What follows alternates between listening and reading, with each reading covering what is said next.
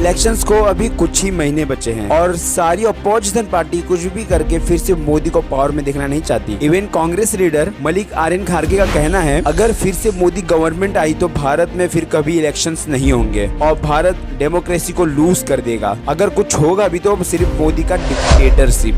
ये आखिरी चुनाव है, मोदी अगर फिर से आए तो नए चुनाव होंगे, नहीं करने देगा और डिक्टेटरशिप। और वहीं दूसरी ओर मोदी जी का एक स्लोगन बहुत चर्चे में है, अब की बार 400 पार। अब की बार पूरा देश कह रहा है अब की बार। इस वीडियो के थ्रू आज हम समझेंगे क्या मोदी गवर्नमेंट इस 2024 के इलेक्शन को जीत पाएगी और इस जीत के पीछे इनकी स्ट्रैटेजी क्या होगी, और लास्ट में कुछ पब्लिक सर्वे भी देखेंगे। स्ट्रैटेजी, सबसे पहले हम मोदी गवर्नमेंट की वोट बटोरने की स्ट्रैटेजी देखेंगे, किस तरह गवर्नमेंट लोगों से अपना वोट मांगेगी। स्कीम्स, मोदी गवर्नमेंट ने बहुत से वेलफेयर स्कीम्स लॉन्च की थी, जिसमें से प्रधानमंत्री आवास योजना, जल जीवन मिशन और उज्ज्वल योजना जैसे स्कीम्स भी शामिल थे। क्या ये स्कीम्स रियल में लोगों के लिए बेनिफिशियल रहे या सिर्फ ये गवर्नमेंट की स्ट्रैटेजी थी वोट अपनी ओर बटोरने की। प्रधानमंत्री आवास योजना, देखिए आखिर कौन अपना खुद का घर नहीं चाहता। बस इसी सपने को पूरा करने के लिए गवर्नमेंट ने ये स्कीम लॉन्च की थी। अरे नहीं, आपको कोई घर नहीं मिलने वाला, घर तो आपको खुद ही लेना पड़ेगा, बट गवर्नमेंट इस काम में आपका हाथ बटाएगी।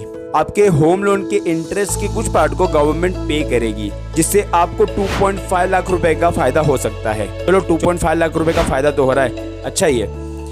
इस स्कीम का फायदा लगभग 1 करोड़ घरों के लोगों ने उठाया। इसमें से जहां लोग अपनी सेना पर पत्थर मारा करते थे, वही जम्मू और कश्मीर में वहां लगभग 65,000 लोगों ने इस स्कीम का फायदा उठाया। आइए देखते हैं इस स्कीम पर कुछ महिला को क्या कहना है। नगर पालिका के इंसान आए थे, हमारा कच्चे मकान थे, उन्होंने क्या है कि वहाँ से आपको पैसे मिलेंगे, आप पक्का मकान बनवा लीजिए, तो हमने पक्का मकान बनवाया। माटी बहुत खुश बनेंगे, हमने के एगो छत मिल रहा है खातिर। यानी कहीं ना कहीं लोगों ने इस योजना का फायदा जरूर उठाया है, मतलब गवर्नमेंट को एक रीजन मिल गया वोट बटोरने का। जल जीवन स्कीम, इस स्कीम का विजन बड़ा क्लियर है, घर घर तक स्वच्छ और पीने योग्य पानी को नल द्वारा पहुंचाना। लगभग 13 करोड़ हाउस होल्ड्स में ये वाटर कनेक्शन को स्टैब्लिश कर दिया गया है। इस इमेज के जरिए आप देख भी सकते हो 4 सालों में भारत कुछ यहाँ से यहाँ तक पहुँच गया।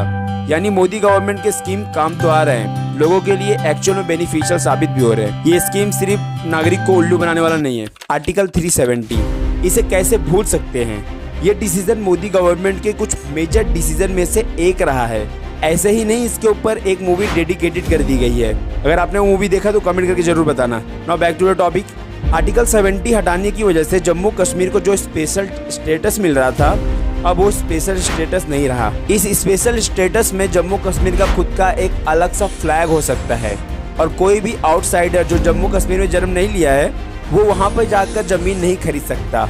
इवन इंडियन कॉन्स्टिट्यूट भी वहाँ पे लागू नहीं हो सकता, उनका खुद का एक अलग कॉन्स्टिट्यूट हो सकता है। बट फाइनली अब वहाँ पर ऐसा कुछ नहीं है, अब वो प्लेस पहले जैसा अनसेफ ना होकर सेफ बन चुका है। नहीं तो आए दिनों हमें बहुत से पत्थरबाजी की न्यूज सुनने मिलते थे, बट फाइनली ये न्यूज भी स्टॉप हो गए। राम मंदिर, आर्टिकल 370 का डिस्प्यूट इंडिया के इंडिपेंडेंस के बाद से शुरू हुआ, बट राम मंदिर और बाबरी मस्जिद का डिस्प्यूट कोई 50 और 100 सालों का नहीं है।